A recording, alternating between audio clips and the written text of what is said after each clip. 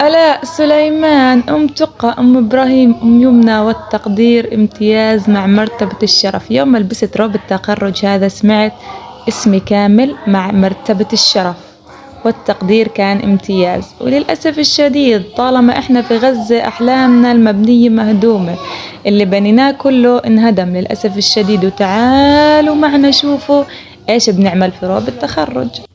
هذا كان عبارة عن فرحة، عن حلم حلمته طول حياتي، عن تعب وجهد ومذاكرة وسهر ليالي وتعب أيام.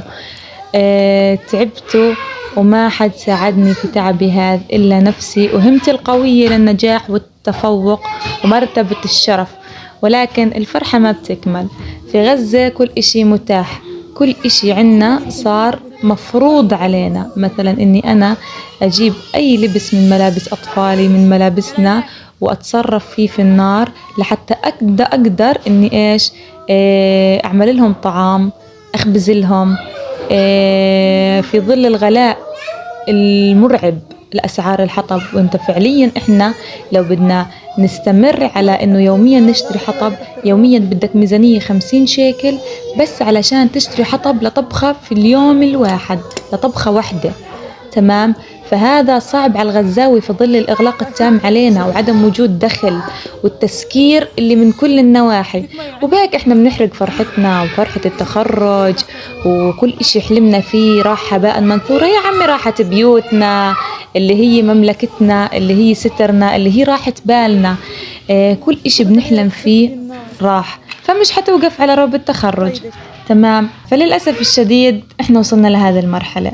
جماعة الخير، اللي بيحب يدعم ويتبرع لعائلتي ولأطفالي في ظل التسكير والإغلاق التام علينا والأسعار المجرمة والمجنونة والقاسية اللي فعليا الغزاوي لا يتحملها، بتقدروا جميع طرق التبرع متاحة عبر رابط الجوفندمي.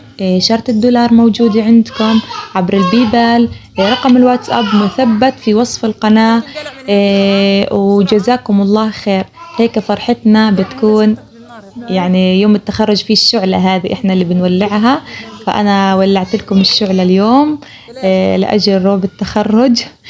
جماعة الخير، لا تنسوا الاشتراك في قناة يمنى الغزاوية الجديدة لأجل أطفالي، لأجل عائلتي، لأجل توفير ما يلزم لأطفالنا من غذاء ومن علاج ومن حطب عشان نولع فيه، لأنه ما ضل حاجة من أواعينا غير ولعنا فيها والله وأواعي أولادنا. وبارك الله فيكم، والسلام ختام.